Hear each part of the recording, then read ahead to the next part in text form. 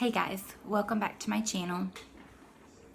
Today I had a very different video planned.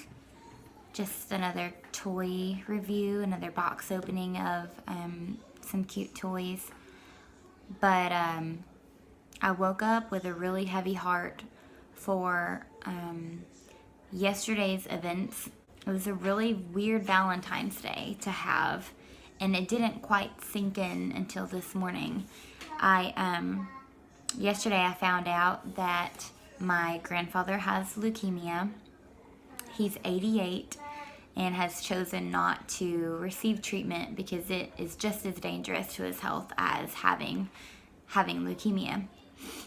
I also found out that that the herbalist that I use, kind of in replacement of a doctor who uses an all-natural approach that's worked for me every single time that I've ever used him for the past 6 years or more. He died suddenly and very unexpectedly in his sleep. He was not an old man. He was seen by people around the world for this gift that he had in hearing the Lord and feeling the Spirit and understanding what was going on in the human body and treating the disease and not just treating the symptoms, which is unlike most medical professionals. So with him gone, my heart was burdened. And then to hear about the Florida school shooting was devastating. It wasn't devastating in that moment because it hadn't really sunk in yet. You know, I was busy with kids and housework and getting ready for a Valentine's date with my husband, which never really ever happens. There was excitement there to finally be able to get away. It's been about 6 months since we've had a date. And so I wasn't thinking about the things of the world and the sadness and the heaviness of my heart until I went to bed last night and was reading the news, and I couldn't sleep. So there was images and videos and just information pouring in about this school shooting, and it made my heart heavy, and I woke up with a very heavy heart. When I was in 4th grade, our middle school experienced a shooting. It was in 1994, I believe. 1999. It was in 1999, and it was the deadliest school shooting in America at the time. It's long since forgotten because very shortly after that was the Columbine shooting. There were 3 times as many casualties in the Columbine shooting as in my school shooting. But, to those of us in our community, that is not anything that will ever be forgotten. We had, I think, 11 to 13 people injured and 5 people who were killed, one of which was a teacher. Being involved in a school shooting is nothing that you will ever forget. And I posted on my Instagram probably about 1:30 this morning about how it is such a shame that people in general have amazing days that they will remember for the rest of their life.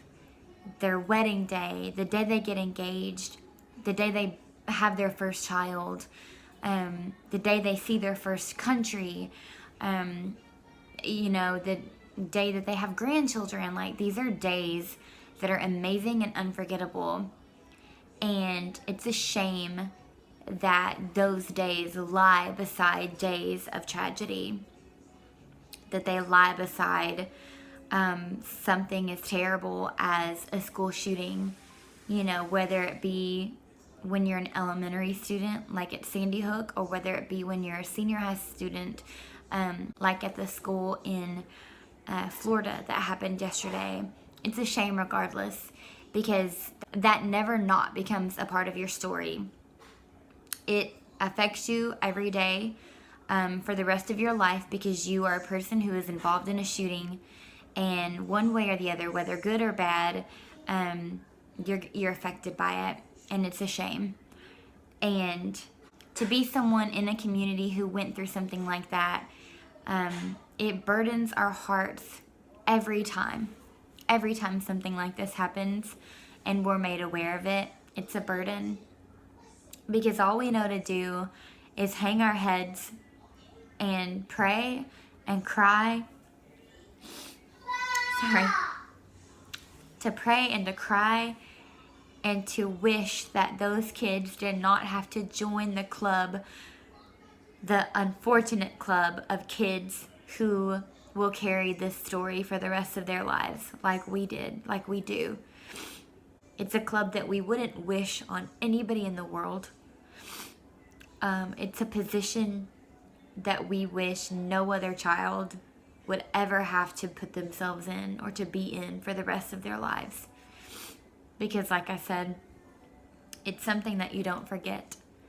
And every time it happens, we relive the tragedy here. We cling close to our community here. And we rely and depend on each other's strengths just to help us through not only reliving our own tragedy, but the loss that we have of words and of action to help other kids who are going through this. Our school shooting was almost 20 years ago, and it's still a nightmare that some people have. It's still a burden and a sadness in our hearts. And it is an utter shame that 20 years later, American children are still going through this. That American children are going to school feeling unsafe. That American parents are sending their kids to school with that acknowledgement that today could be the day. Today could be the day that I never see you again.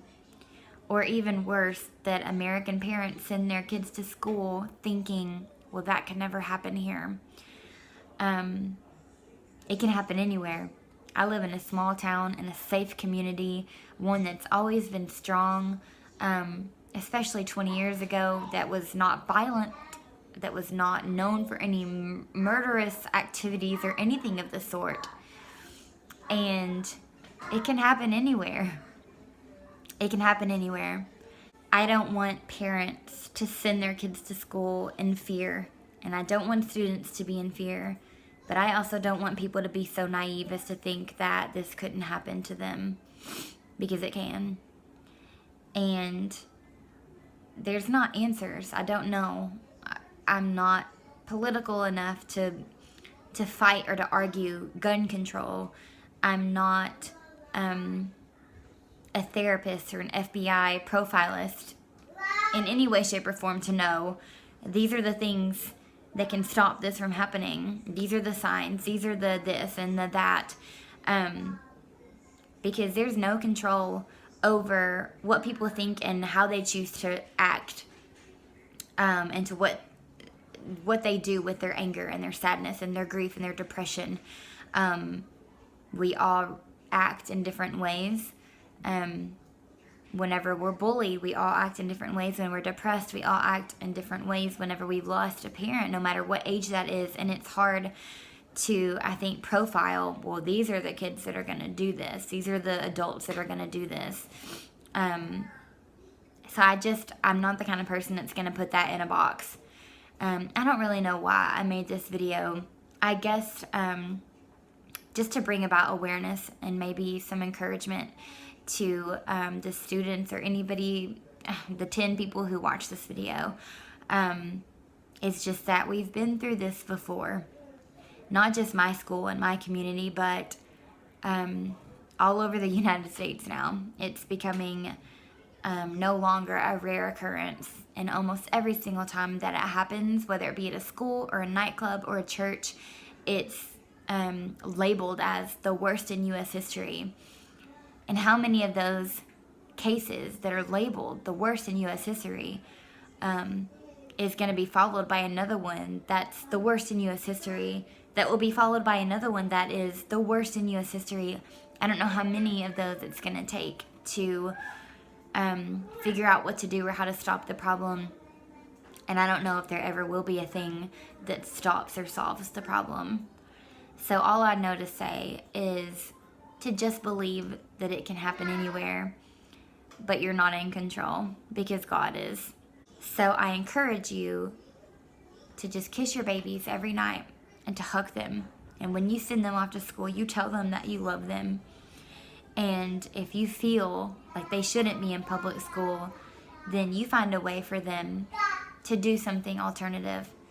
And if you feel like they should be in public school because they can be a light and a strength and a comfort to those around them, whether there's a possibility of tragedy striking or not, then you keep them in public school and you prepare them for the worst and you coach them for the best and you love them through whatever situation that they're going through, and you ask them questions. You listen to them when they say that their friends are bullying them. You encourage them to sit by that kid in school that nobody likes or that nobody has befriended. There's not an answer. There's not a right answer. There's only a mother or father's intuition, and there's only prayer that God will give you the wisdom and the answers that you seek out for your children and your family. And so I encourage you to do that, and to not let fear be the thing that dictates your life or the life of your kids or the life of your family. No child or no parent should ever be scared to go to school in fear that they won't come home that day. No parent, no child should ever have to experience that.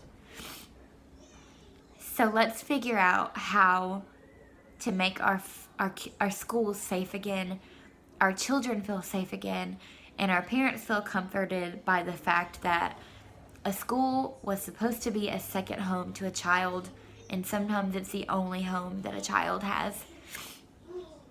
And let's make that important again.